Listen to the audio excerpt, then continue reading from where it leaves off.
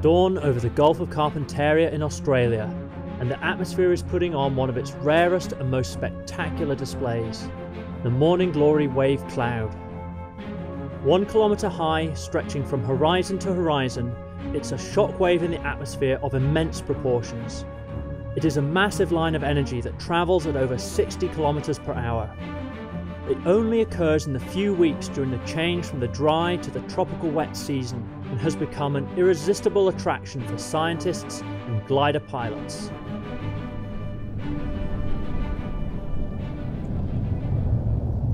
My name's Thomas Peacock and I'm a professor of geophysical waves. I work at the Massachusetts Institute of Technology in Cambridge, Massachusetts. And I feel really privileged because where I'm coming to is what I consider to be one of the world's great natural physics laboratories. Since I first heard of it, there's been one wave that's just fascinated me, and that's the morning glory cloud. Well, I've travelled halfway around the world to get here. Burketown's coming up. It's a tiny little place, just about 200 people living in the middle of the savannah, but the surrounding area is what's known as the Gulf of Carpentaria, and this is where I'm going to find the morning glory cloud. Also arriving in Burketown is the Airborne Research aircraft from Flinders University in South Australia. It's a $1 million aerial measurement platform that's packed with amazing equipment. Traffic Burketown, Oscar Bravo says downwind for runway 03, full stop Burketown. The aircraft is piloted by the Airborne Research Chief Scientist Jorg Hacker. His partner Shakti is the scientific assistant and co-pilot for our upcoming research.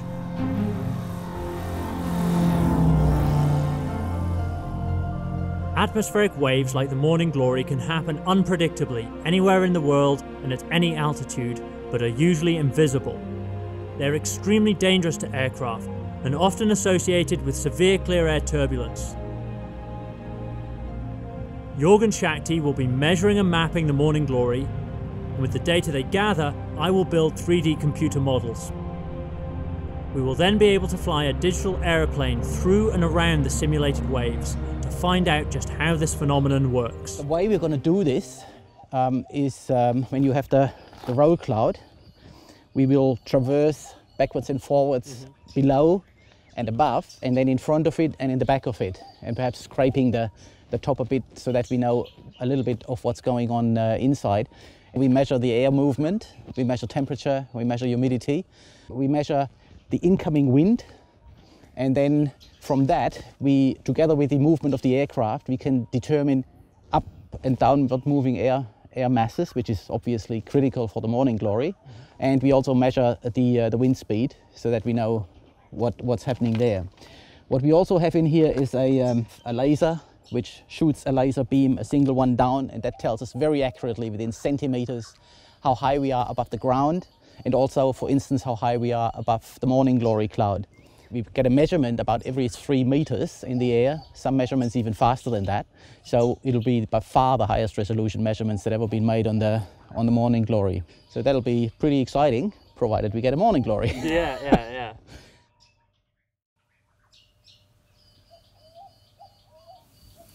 Well, it doesn't look too promising this morning, Jorg. What do you think? Yeah, I agree. So let's instead go across to Cape York and see where it all starts. I think that makes sense. I'm game. Let's do it. All right, let's go.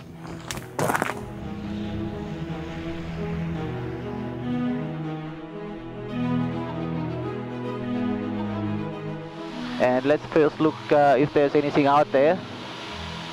I think the chances are not really that great, but you never know. Right. Yeah, maybe something's out over the ocean but doesn't make it in here. So it might be a better chance to look at the landscape, look at the salt flats. You can familiarize you with what's underneath, and go across to Cape York. The landscape up here is fantastic. I just love it. I mean, look at all of these patterns there, or all this with the mangroves. Yeah, it's amazing how the foliage grows just right around the waterways, and then in between it's so bare.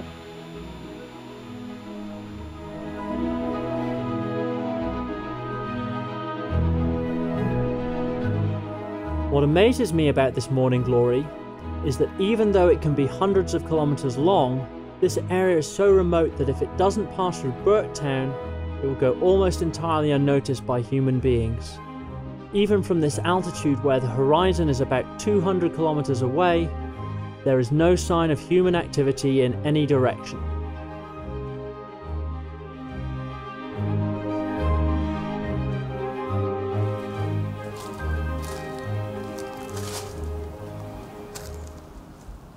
Well, it's early afternoon here on Cape York. About 200 kilometers in that direction is the east coast and the Great Barrier Reef, and about 80 kilometers that way is the west coast and the Gulf of Carpentaria. There's still strong east winds coming over right now, but if a morning glory is going to occur tomorrow, what will happen is a strong sea breeze will come in from the west coast, and there'll be a collision between the easterly winds and the sea breeze round about this location. The sea breeze front is a distinct line where the normal trade winds from the eastern side of Cape York are being forced back. It is on this collision line where the morning glory forms as the sea breeze dies off. It then starts its journey across the Gulf in the early hours of the morning. The mystery is that similar sea breeze mechanisms happen in many parts of the world, but it's only here that there is a chance to see a visible morning glory cloud.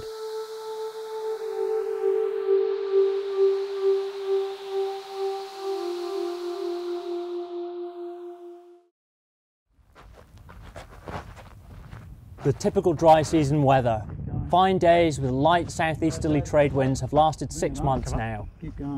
Glider pilot Jeff Pratt has timed his arrival in Burketown to coincide with the first appearance of the northerly sea breezes, which signal the onset of the brief morning glory cycle and the lead up to the wet monsoon season. Surfing the morning glory is an exciting but dangerous pursuit. Jeff flies along the leading edge of the cloud on the air forced upwards by the advancing wave. He can then soar across the face of the wave in the same way that a surfboard rider does on the ocean. To be overtaken by the wave could lead to disaster. Inside the cloud is severe turbulence that could tear a glider apart. Behind the wave are strong downdrafts, which would cause the aircraft to plummet, making a dangerous forced landing unavoidable.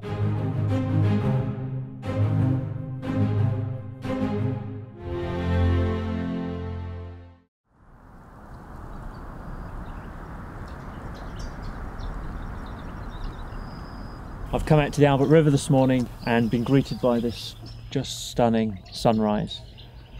Jorg is headed up in the air, is off out in that direction. So another case of waiting and seeing if something will turn up. In the meantime, I guess I just get to stand around and enjoy this beautiful show.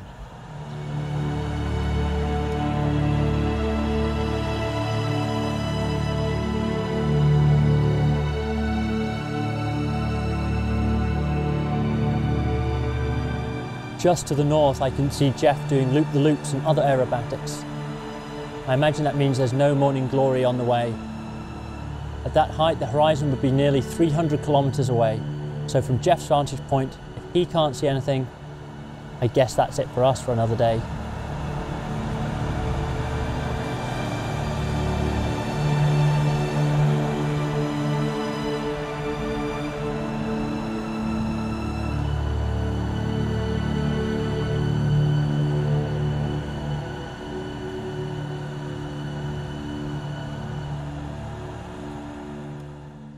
Well, the cockpit is a bit unusual in that we have a pilot's panel on the left-hand side, so the pilot sits on the left-hand side, and on the right-hand side you have basically a screen connected to a computer in the back here, where all the measurements from the various instruments come in and are displayed. You can select a lot of things. You can either look at the instruments or you can look at your flight track. Well, in the back we have the computer, the PC, where everything comes together. That's this unit. Up here, that is an automatic tracker. So that sends messages to the satellite while you're going along. And if you know the code on the internet, you can see at all times where we are. We are not normally doing this a pilot and a scientist. We are all scientists, so the scientists fly the aircraft as well as looking at the science.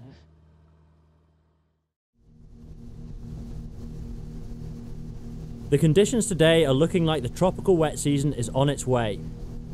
The weather data is indicating a strong possibility that a morning glory wave is coming through, but there are no breaks in the low cloud to clearly see what is going on. It doesn't look like Jorg and Jeff will be flying this morning.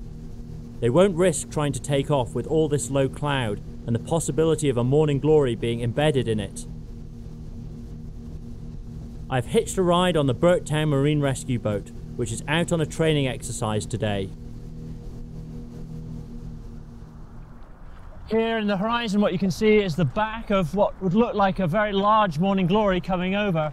We got on the river about half an hour ago, just when the front was coming in. It's quite grey overall. What that means is it's quite dense cloud, so there's not gaps between the waves, so we don't get to see quite so much from the ground, but I'm sure nature's putting on quite a show up top there.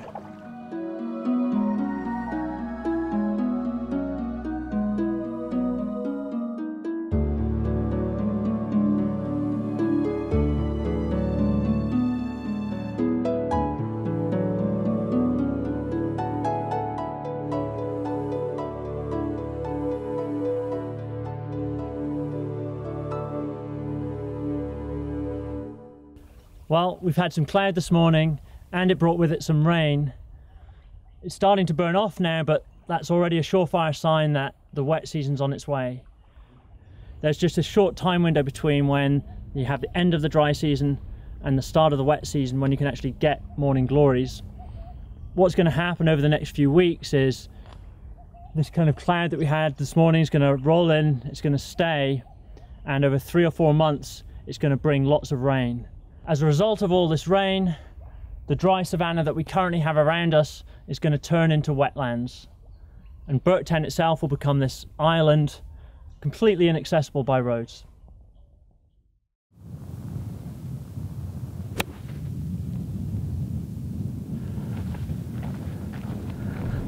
So, Jeff, what's the longest you've ever managed to ride a morning glory for? My longest flight was last year. The total distance recorded on the GPS was 1,040 kilometres. I just flew pretty well the full length extent of that cloud up towards Burketown, at which time I judged it was a good time to turn and head back inland. So I decided, well, I'll see how far inland I can go. I got as far as a place called Gallipoli, getting down towards Camberwell into the Northern Territory.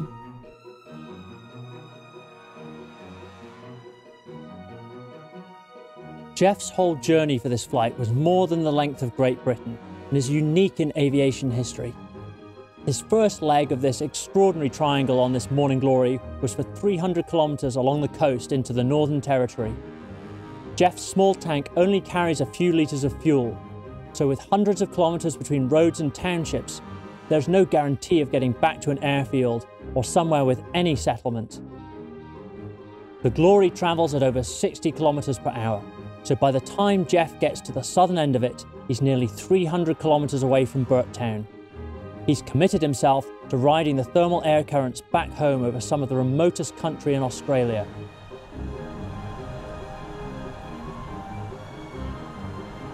Thermals are columns of rising air that you would see hawks and birds soaring in. It takes quite an art to be able to circle in it and stay in the lifting area. That's part of the challenge of thermal flying, is to actually find these invisible upcurrents and ride them and gain height such that you can then straighten up and cross-country fly to find another thermal and repeat the process. And in that way you can go quite long distances. Jeff's instruments tell him the basic parameters of the aircraft, like altitude and speed, as well as climb and descent rates. What they can't tell him is where the next thermal's going to be. He has to use all sorts of subtle clues and finely honed skills to find them. Sometimes it's a darker colour patch of ground that will be heating up more than the surrounding area and sending hot air upwards. He watches out for the birds, where they are going and what they are doing. Glider pilots learn to feel what the air around them is doing, but sometimes it just comes down to good luck or bad luck. there can be some very tense moments. Right now, Jeff has been trapped in rapidly sinking air, and he has descended to only 300 metres above the ground. He has flown closer to the Burketown road, which offers a reasonably safe landing place. Down this low, it's actually safer to land on the road than trying to go through the lengthy and unreliable process of winding the motor out and trying to get it to start. With only seconds to go before lining up to land on the road, Jeff has found the last thermal he needs to get him back to Burketown. The beeping sound tells him he's going up in a thermal, without him having to break his concentration by looking down at the instrument panel. Jeff flies 1,000 kilometres in one day, but if I hadn't asked him about his longest flight, hardly anyone would ever have known about it. This quietly spoken Aussie bloke is a rare adventurer. He's just out there doing amazing feats by himself, and he takes it in his stride.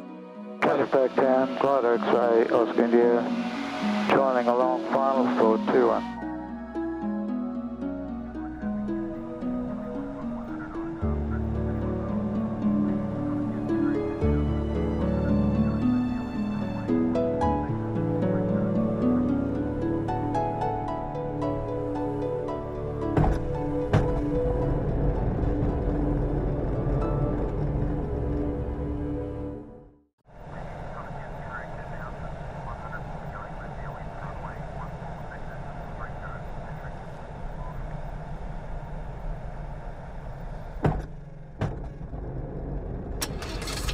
Today is my last day, and Burketown's latest arrival, glider pilot John Spilsbury, has flown into town in a vintage motor glider after a marathon 3,000 kilometre, 6-day trek from Tasmania, an island at the southernmost tip of Australia. Well, I've come to the edge of Burketown because what I'm seeing on the horizon is just this beautiful illustration of a key part of the Morning Glory process. What you're seeing is a smokestack coming from a fire burning on the savannah in the distance. And what's happening is the lower layer of the smoke that's rising is being carried all the way off to the south by these sea breezes that come in during the day. This is just a natural result of the land heating the air up above it, the hot air rising, and cool, moist air coming in from the ocean. But on top there, you can see the sun just peeking down below that higher layer. On top is the drier air of the day, and the winds are in a completely different direction. You can see the smoke is being taken all the way off to the north. That's probably a northwesterly wind. So we've got this two-layer system of moist air going off to the south and dry air up above it. And of course what we're hoping for tomorrow morning is a nice wave on the interface between the moist air and the dry air, and that's our Morning Glory cloud. All the things that a glider pilot can do, it's right up there, you know, like a mountain climber goes up Everest. The Morning Glory is, you know, the holy grail of gliding, really. And it's only one in the world, so, well, reliable one in the world, I think. But if you can call once every 3 years reliable, I suppose. Yeah, that's the difference. At least Everest is there every year, huh? I'll tell you what, you want to come with me and we'll see if you can get one. You have a spare seat? Yeah, a spare seat. Really? Yes, it's pretty rare to have a spare seat. I'm up on my own this time usually, but it's a spare seat, which is a rare thing on the Glory. Jump in and have a go. All right, no, I don't need to ask twice on that one, absolutely. Yes. After now waiting for nearly 2 weeks, the Morning Glory has remained elusive. In the early hours of the morning, the infrared satellite images are showing what looks like a very early Morning Glory out in the Gulf. The Airborne Research aircraft is fully instrumented to fly at night, so Jorg and Shakti are heading out to investigate. The conditions are looking good on the ground, with high humidity and a heavy dew. Yeah, I might not have had the power on in time. It needs a sequence. Oh, okay. And the first thing we're going to do is a sounding. So now we have to make sure that we get the right UTC dated time. Okay, I'll do that. I have to leave today in order to make it to my flight back to the US. Oh, what about your head? Let's see. The conditions have turned around and are now looking the best they have since I arrived.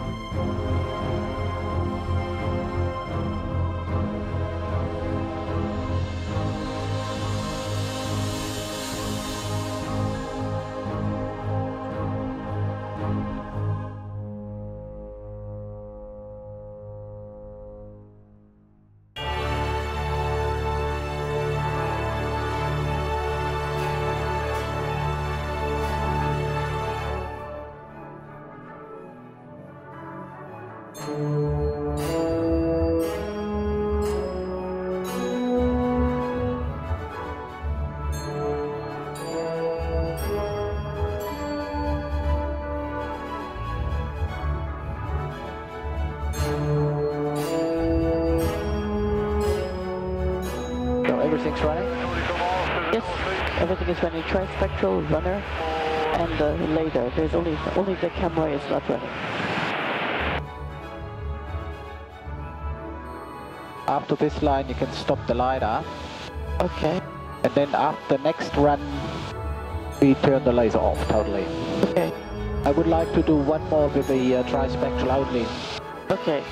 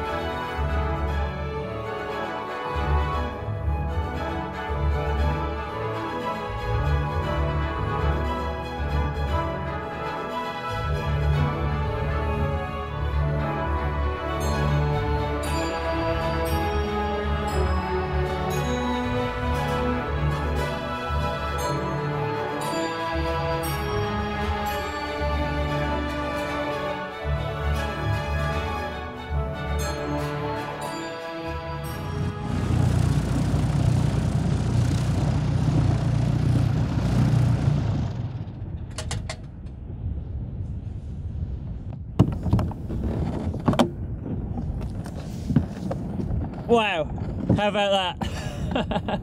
That was amazing, awesome. John, I can't thank you enough. It's made my day, that's made my year. Just truly, truly a once in a lifetime experience. Can't thank you enough, mate. That was awesome. It's the best one I've ever seen. So there you are, only the best will do. Appreciate it. Mind blowing. Whew. So how about that first wave, huh? So smooth, front and back. I can't believe my incredible luck to have experienced a beautiful morning glory in my last few hours in Burketown. I'm sorry to be leaving this strange little place that throws together such an extraordinary combination of remarkable outback scenery and fascinating characters. The common thread in the people I've met here is a powerful spirit of adventure and a can-do attitude. My time here has been inspiring, both professionally and personally. I know I'm destined to be back one day.